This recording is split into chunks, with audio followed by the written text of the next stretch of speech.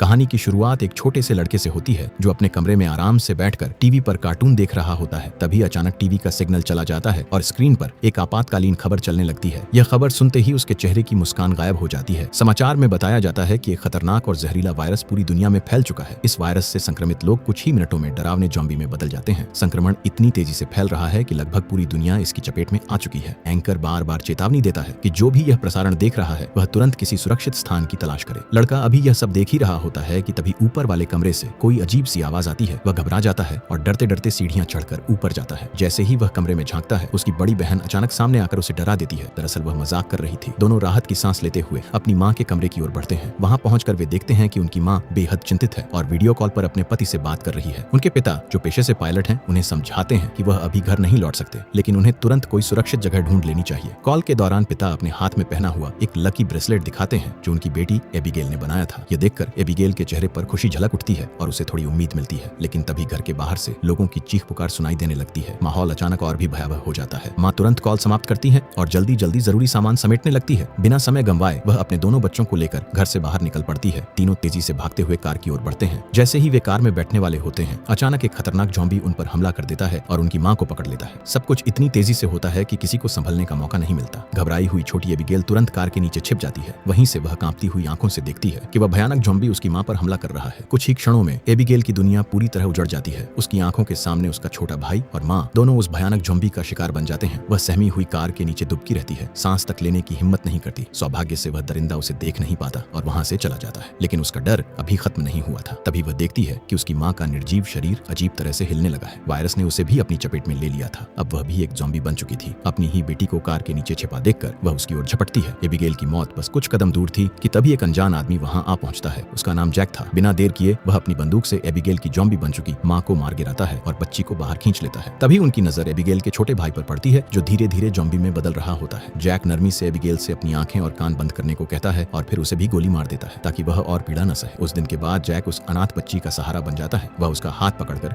उसे उस भयावह जगह से दूर ले जाता है। समय बीतता है और कहानी 10 साल आगे बढ़ती है। ज़ॉम्बी वायरस ने इंसानी सभ्यता को पूरी तरह तबाह कर दिया है। जो शहर कभी रोशनी और रौनक से भरे रहते थे, अब खामोश खंडहर बन चुके हैं। ज्यादातर लोग या तो मारे जा चुके हैं या फिर ज़ॉम्बी बनकर वीरान गलियों में भटक रहे हैं। अब एबिगेल बड़ी हो चुकी है। पिछले 10 सालों से वह जैक की देखरेख में पली बड़ी है। जैक ने उसे हथियार चलाना, ज़ॉम्बी से मुकाबला करना और मुश्किल हालात में जिंदा रहना सिखाया है। एबिगेल अच्छी तरह जानती है कि अगर उस दिन जैक उसकी जिंदगी में नहीं आता तो शायद वह भी जीवित न होती। इसलिए वह उसे अपने पिता के समान मानती है। फिर भी इतने साल जंगलों में छिपकर रहने के बाद उसके दिल में एक खालीपन है। वह चाहती है कि कहीं कोई इंसानी बस्ती मिल जाए जहाँ लोग अब भी साथ मिलकर जी रहे हों। वह फिर से सामान्य जिंदगी का एहसास करना चाहती है। लेकिन जैक का नजरिया अलग है। उसे लगता है कि इस बदली हुई दुनिया में ज़ॉम्बी से भी ज्यादा खतरनाक इंसान हो सकते हैं। रात गहरा चुकी थी। जंगल के बीचों बीच जैक और एबिगेल ने छोटा सा कैंप लगाया और आराम करने लगे। चारों ओर सन्नाटा पसरा था। तभी अचानक किसी सूखी टहनी के टूटने की हल्की सी आवाज ने जैक को जगा दिया। उसकी आंखें तुरंत खुल गईं। बिना घबराहट के उसने अपनी बंदूक उठाई और सावधानी से कैंप के बाहर कदम रखा। अंधेरे में कुछ हलचल हुई और पलक झपकते ही एक ज़ॉम्बी उस पर झपट पड़ा। लेकिन जैक पहले से तैयार था। वह फुर्ती से एक तरफ हट गया और लगातार गोलियां दागते हुए उस पर काबू पा लिया। कुछ ही सेकंड में वह ज़ॉम्बी जमीन पर ढेर था। गोलियों की आवाज सुनकर एबिगेल भी दौड़ती हुई बाहर आ गई। 10 सालों के अनुभव ने उन्हें सिखा दिया था कि ज़ॉम्बी अक्सर अकेले नहीं होते। अगर एक दिखा है तो आसपास और भी हो सकते हैं। खतरे को समझते हुए उन्होंने बिना देर किए सामान समेटा और सुबह होते ही अपने घोड़ों पर सवार होकर वहां से निकल पड़े। जंगल के रास्ते आगे बढ़ते हुए अचानक उनके घोड़े बेचैन होकर हिनहिनाने लगे और आगे बढ़ने से इनकार करने लगे। जैक तुरंत सतर्क हो गया।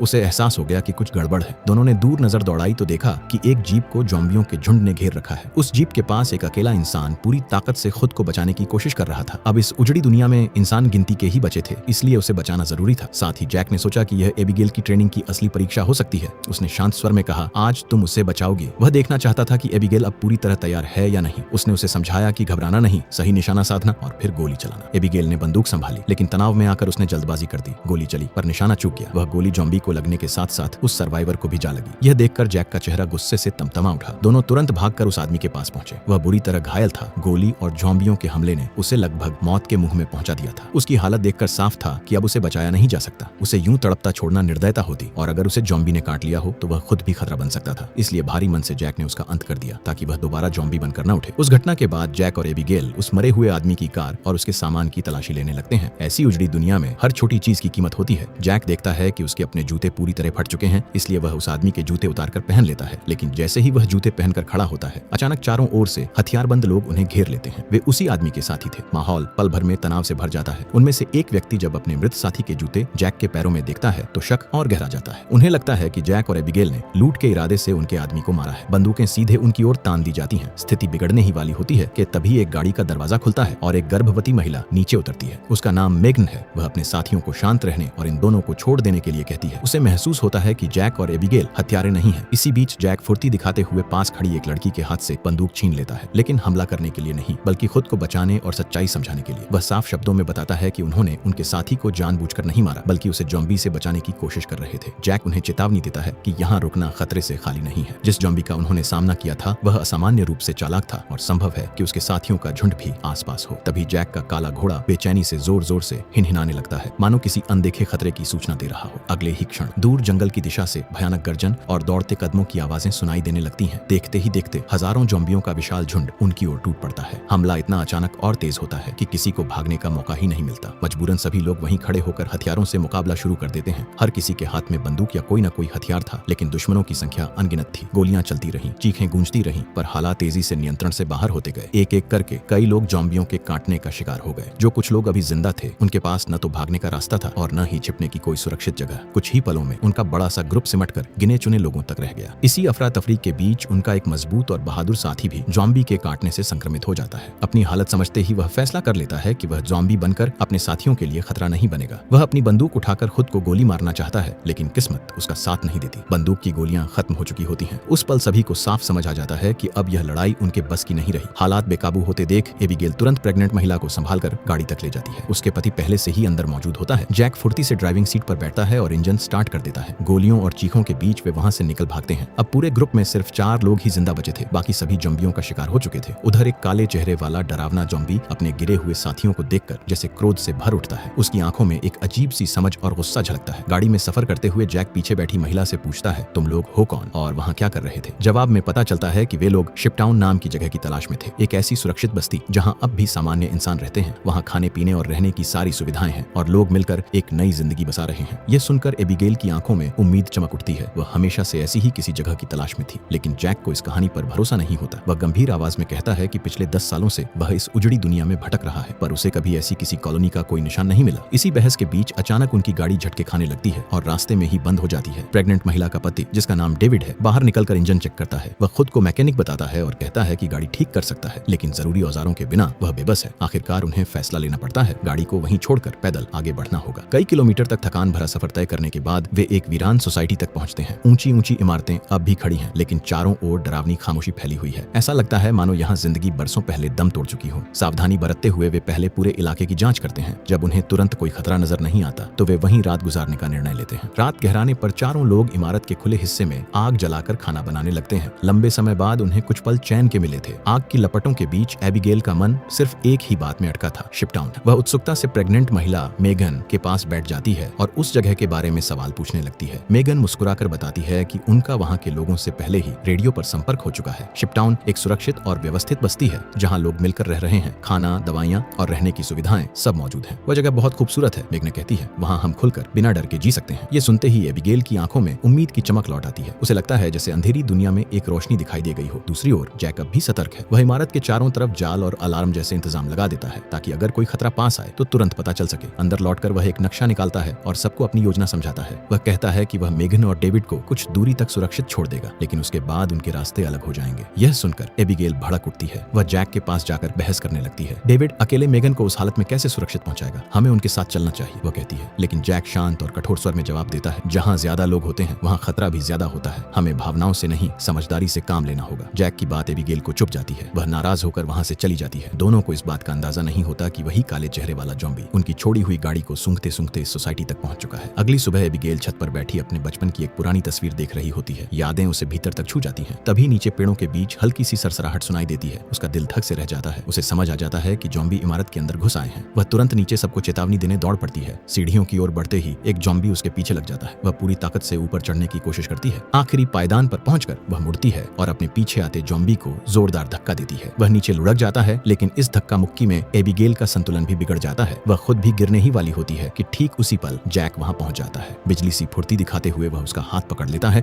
और पूरी ताकत से उसे ऊपर खींच लेता है। उधर बाहर वही काले चेहरे वाला ज़ॉम्बी अपने झुंड के साथ उस सोसाइटी तक पहुंच चुका था। वह अपने मारे गए साथियों की गंध पहचानते हुए सीधे उनकी छिपी हुई जगह तक आ गया गया था, लेकिन जैक की सतर्कता रंग लाई। उसने जो जाल और विस्फोटक लगाए थे वे सक्रिय हो गए। जैसे ही ज़ॉम्बियों का झुंड अंदर घुसा, एक भयानक धमाका हुआ। कई ज़ॉम्बी वहीं चिथड़ों में उड़ गए। धमाके की गूंज सुनते ही जैक समझ गया कि अब वहां रुकना आत्महत्या के बराबर है। झुंड बहुत करीब आ चुका था। सौभाग्य से वे चारों उस समय तक इमारत छोड़ चुके थे और तेजी से दूर निकल रहे थे। भागते भागते एबिगेल के दिमाग में अचानक एक विचार कौन था। उसने जैक से कहा कि पास ही एक पुराना एयरपोर्ट है जहां उसके पिता काम किया करते थे। शायद वहां कोई विमान अब भी खड़ा हो। अगर किस्मत ने साथ दिया तो वे उड़कर सीधे शिपटाउन पहुंच सकते हैं। जैक को यह योजना बेहद खतरनाक लगी। उसने साफ कहा, एयरपोर्ट खुली जगह होती है, अगर वहां फंस गए तो छिपने या भागने का कोई रास्ता नहीं होगा, और यह भी जरूरी नहीं कि वहां कोई प्लेन बचा हो। लेकिन एबिगेल की आंखों में चमकती उम्मीद और उसके दृढ़ इरादे ने आखिरकार जैक को मानने पर मजबूर कर दिया। जब वे एयरपोर्ट पहुंचे तो चारों ओर सन्नाटा पसरा था। लंबा रनवे वीरान पड़ा था। जैक की आशंका सच लगने लगी। दूर दूर तक कोई विमान नजर नहीं आ रहा था। तभी उनकी नजर एक पुराने बंद हैंगर पर पड़ी। जैसे ही उन्होंने उसका जंग लगा शटर उठाया, अंदर खड़ा एक छोटा हवाई जहाज दिखाई दिया। वह दृश्य उनके लिए किसी चमत्कार से कम नहीं था। सबकी आंखों में उम्मीद की चमक लौट आई। लेकिन नई समस्या सामने थी। विमान कई सालों से बंद पड़ा था। डेविड तुरंत आगे बढ़ा। उसने इंजन की जांच की और कहा कि अगर सब कुछ ठीक रहा तो उसे चालू करने में 10 से 15 मिनट लग सकते हैं। समय बेहद कम था। वह औजार लेकर तेजी से इंजन पर काम करने लगा, जबकि जैक और एबिगेल बाहर चौकसी करने लगे। कुछ ही देर बाद जैक ने दूरबीन से क्षितिज की ओर देखा और उसका चेहरा सख्त हो गया। सैकड़ों ज़ॉम्बी पागलों की तरह उनकी दिशा में दौड़ते चले आ रहे थे। वह जोर से चिल्लाया, हमारे पास वक्त नहीं है, अगर अभी नहीं उड़े तो कभी नहीं उड़ पाएंगे। जैक की चेतावनी सुनते ही एबिगेल बिना देर किए कॉकपिट की ओर दौड़ती है और पायलट सीट पर जा बैठती है। उसके पिता पायलट थे और बचपन में वह कई बार उनके साथ कॉकपिट में बैठी थी। कंट्रोल पैनल की धुंधली यादें अब उसके लिए उम्मीद की आखिरी किरण बन गई थी। बाहर जैक मोर्चा संभाले खड़ा था। वह लगातार गोलियां चलाकर ज़ॉम्बियों को विमान से दूर रखने की कोशिश कर रहा था। एबिगेल के हाथ कांप रहे थे, लेकिन उसने हिम्मत नहीं हारी। उसने इंजन स्टार्ट करने की प्रक्रिया याद करने की कोशिश की। कुछ सेकंड बाद प्रोपेलर घूमने लगा। ज़ॉम्बी अब लगभग दरवाजे तक पहुंच चुके थे। एक तो विमान से लटक भी गया, लेकिन जैक ने सटीक निशाना लगाकर उसे नीचे गिरा दिया। अगले ही पल विमान रनवे पर दौड़ने लगा और जमीन छोड़कर हवा में उठ गया। जैसे ही जहाज ने उड़ान भरी, सबने राहत की सांस ली। उन्हें लगा कि आखिरकार वे मौत के चंगुल से निकल आए हैं। लेकिन उनकी यह खुशी ज्यादा देर टिक नहीं पाई। कुछ ही ऊंचाई पर पहुंचते ही इंजन से काला धुआं निकलने लगा। सालों से बंद पड़ी मशीन अब जवाब दे रही थी। अचानक तेज धमाका हुआ और विमान बेकाबू होकर नीचे गिरने लगा। स्थिति बेहद खतरनाक थी, लेकिन जैक ने घबराहट पर काबू रखा। उसने पूरी सूझबूझ से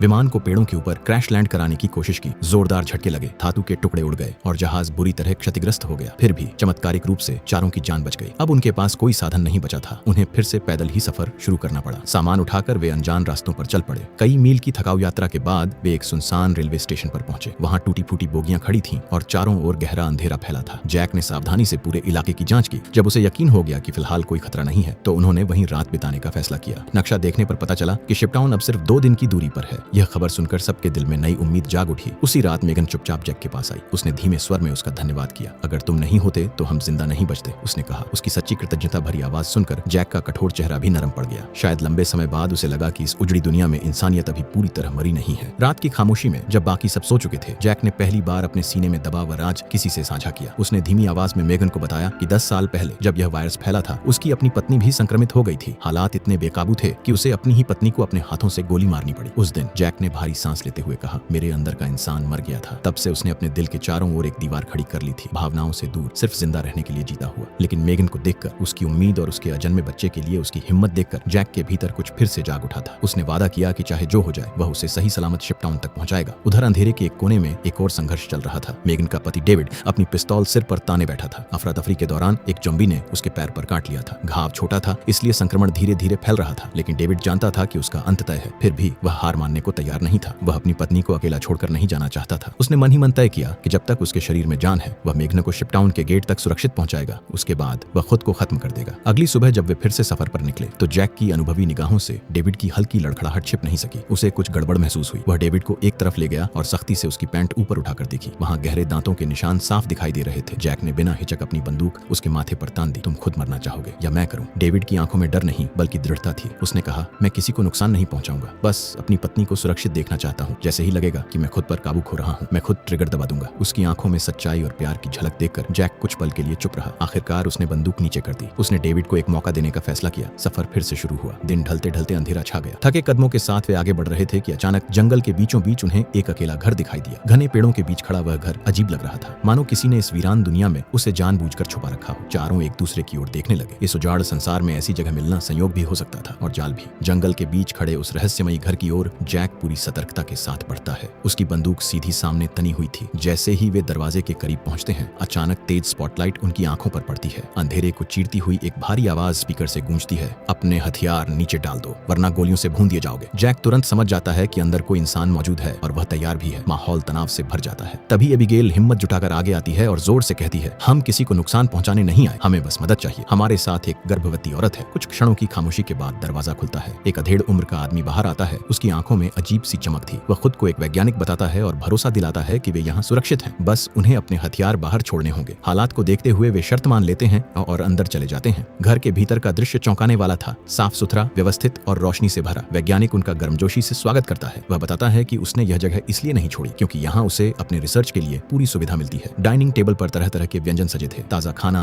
फल, ब्रेड, ऐसा भोजन जिसे उन्होंने पिछले 10 सालों में शायद ही देखा हो। भूख से बेहाल चारों लोग खाने पर टूट पड़ते हैं। लेकिन बातचीत के दौरान वैज्ञानिक की बातें अजीब होने लगती हैं। वह कहता है कि यह वायरस कोई अभिशाप नहीं बल्कि इंसानों के लिए अपग्रेड है। वह लगभग पागलों की तरह समझाने लगता है कि कमजोर लोग मिट जाएंगे और सिर्फ ताकतवर यानी ज़ॉम्बी नई दुनिया पर राज करेंगे। उसकी बातें सुनकर जैक और बाकी लोग असहज हो जाते हैं। उन्हें महसूस होने लगता है कि यह आदमी सामान्य नहीं है। उसी बीच डेविड की तबीयत बिगड़ने लगती है। संक्रमण अब तेज हो चुका था। वह खुद को संभालते हुए वॉशरूम तक पहुंचता है। आईने में देखकर उसका दिल बैठ जाता है। नसें काली पड़ चुकी थीं, आंखें खून सी लाल हो रही थीं। वह समझ जाता है कि उसका अंत नजदीक है। जब वह वापस हॉल में आता है तो उसके कदम रुक जाते हैं। जैक, एबिगेल और मेगन सोफे पर बेसुध पड़े थे। वैज्ञानिक ने उनकी ड्रिंक्स में बेहोशी की दवा मिला दी थी। गुस्से और बेबसी से भरा डेविड उस वैज्ञानिक पर झपटता है, लेकिन वैज्ञानिक शांत भाव से एक रिमोट डिवाइस उठाता है और उसका बटन दबा देता है। रिमोट का बटन दबते ही डेविड के शरीर में तेज करंट दौड़ जाता है और वह तड़पकर जमीन पर गिर पड़ता है। साइंटिस्ट हंसते हुए बताता है कि उसने कई सालों की मेहनत से ऐसी डिवाइस बनाई है जो ज़ॉम्बियों के दिमाग को नियंत्रित कर सकती है। अब उसे उनसे डरने की जरूरत नहीं क्योंकि वह खुद को उनका राजा मानता है। डेविड की आंखों के आगे अंधेरा छा जाता है। जब उसे होश आता है तो वह खुद को जैक, एबिगेल और मेगन के साथ रस्सियों से बंधा पाता है। वे एक लैब जैसी जगह में कैद होते हैं। साइंटिस्ट सामने खड़ा कहता है कि अब वे उसके प्रयोग का हिस्सा बनेंगे। फिर वह पूछता है कि क्या वे उसकी पत्नी से मिलना चाहेंगे। वह एक पिंजरे की ओर इशारा करता है जिसमें एक खतरनाक ज़ॉम्बी औरत बंद होती है। वह उसकी पत्नी ही थी जिस पर उसने अपने पागल प्रयोग किए थे। साइंटिस्ट पिंजरे का दरवाजा खोल देता है। ज़ॉम्बी बनी उसकी पत्नी बाहर निकलते ही उस पर झपटती है, लेकिन वह तुरंत रिमोट का बटन दबा देता है। इसके बाद वह ज़ॉम्बी औरत उसके इशारे पर मुड़कर बंधे हुए जैक और बाकी लोगों की तरफ बढ़ने लगती है। वह जैक पर हमला करती है मगर जैक उसे लात मारकर दूर गिरा देता है। उसी समय डेविड के अंदर वायरस की ताकत उभर आती है। वह एक झटके में अपनी रस्सियां तोड़ देता है और बाकी सबको भी आजाद कर देता है। यह देखकर साइंटिस्ट घबरा जाता है और वहां से भाग निकलता है। मौका पाकर चारों बाहर दौड़ते हैं। साइंटिस्ट की गाड़ी में बैठते हैं और वहां से निकल जाते हैं, लेकिन वह पागल साइंटिस्ट अपनी डिवाइस से ज़ॉम्बियों की फौज उनके पीछे भेज देता है। आगे रास्ता बंद होने के कारण उन्हें गाड़ी छोड़कर पैदल भागना पड़ता है। डेविड समझ चुका होता है कि उसका अंत नजदीक है। वह मेगन को कसम देकर आगे भेज देता है और खुद अकेले ज़ॉम्बियों का सामना करता है। वह बहादुरी से लड़ता है लेकिन आखिरकार मारा जाता है। इधर जैक और एबिगेल मेगन को सहारा देकर भागते हुए इंसानी बस्ती शिपटाउन के किनारे पहुंच जाते हैं। टावर पर तैनात गार्ड्स ज़ॉम्बियों पर गोलियां चलाकर उन्हें बचा लेते हैं। उनके लिए एक नाव भेजी जाती है और वे उसमें बैठकर सुरक्षित अंदर पहुंच जाते हैं। काले चेहरे वाला ज़ॉम्बी बाकी ज़ॉम्बियों को रोक देता है क्योंकि वे पानी पार नहीं कर सकते। अगली सुबह जब उनकी आंख खुलती है तो वे देखते हैं कि यह बस्ती कई बड़े जहाजों को जोड़कर बनाई गई है। भीड़ भाड़ देखकर जैक को असहजता महसूस होती है। जैक एबिगेल से कहता है कि उन्हें तुरंत इस जगह को छोड़ देना चाहिए, लेकिन एबिगेल साफ इनकार कर देती है। इतने सालों बाद लोगों के बीच रहकर जो सुकून और खुशी उसे मिली थी वह उसे गंवाना नहीं चाहती। इसी बात पर दोनों के बीच तीखी बहस छिड़ जाती है। जैक को हर तरफ खतरा नजर आ रहा था जबकि एबिगेल को यहाँ नई जिंदगी दिखाई दे रही थी। उधर मैगन एक बच्ची को जन्म देती है मगर ज्यादा खून बह जाने की वजह से डॉक्टर कह देता है कि वह ज्यादा समय तक जिंदा नहीं रहेगी। मरने से पहले वह अपनी नवजात बच्ची जैक को सौंप देती है। कुछ दिनों बाद एबिगेल देखती है कि जिस लड़के को वह पसंद करती है वह एक गुप्त केबिन में जा रहा है। वहाँ उसे पता चलता है कि पूरे शहर के नीचे बम लगाए गए हैं ताकि खतरे की स्थिति में शिपटाउन को उड़ाया जा सके, लेकिन संकट उसी समय आ पहुंचता है। वही साइंटिस्ट ज़ॉम्बी किंग को काबू में करके शहर पर हमला कर देता है। पानी के रास्ते अनगिनत ज़ॉम्बी शहर में घुस आते हैं और लोगों पर टूट पड़ते हैं। जैक तुरंत एबिगेल को बचाने के लिए ज़ॉम्बियों से लड़ते हुए उसे ढूंढने निकल पड़ता है और आखिरकार उसे पा लेता है। जब साइंटिस्ट एबिगेल पर वार करता है तो जैक उससे भिड़ जाता है और मौका पाकर उसके हाथ की कंट्रोल डिवाइस तोड़ देता है। नियंत्रण खत्म होते ही ज़ॉम्बी उसी साइंटिस्ट पर हमला कर उसे मार डालते हैं। चारों तरफ भगदड़ मच जाती है और लोग सुरंग के रास्ते भागने लगते हैं। दूसरी ओर वह लड़का जैक और एबिगेल के पहुंचने का इंतजार करता है ताकि वह शहर को विस्फोट से उड़ा सके। इसी दौरान मुखिया ज़ॉम्बी एबिगेल को पकड़ लेता है, लेकिन जैक उस पर हमला कर देता है। तभी एबिगेल की नजर उस ज़ॉम्बी के हाथ में पहने ब्रेसलेट पर पड़ती है। वह वही कंगन था जो उसने बचपन में अपने पिता को दिया था। उसे समझ आ जाता है कि यह ज़ॉम्बी उसका असली पिता है। जैक उसे खींचकर वहां से दूर ले जाता है। तभी वह लड़का रिमोट दबा देता है और पूरा शिपटाउन धमाके से उड़ जाता है। राख के बीच से ज़ॉम्बी किंग फिर खड़ा हो जाता है और सामने आ जाता है। जैक बिना डरे उससे लड़ने लगता है, लेकिन धीरे धीरे कमजोर पड़ने लगता है। जैक को मरते हुए देखकर एबिगेल जमीन से बंदूक उठा लेती है। वह जानती थी कि सामने खड़ा ज़ॉम्बी उसका पिता है, लेकिन यह भी देख रही थी कि वह उसी इंसान को मारने पर तुला है जिसने 10 साल तक उसे पिता का प्यार दिया। एक पल की भी देरी किए बिना वह अपने अतीत को पीछे छोड़ती है और ज़ॉम्बी मुखिया को गोली मार देती है। यहीं इस कहानी का अंत हो जाता है।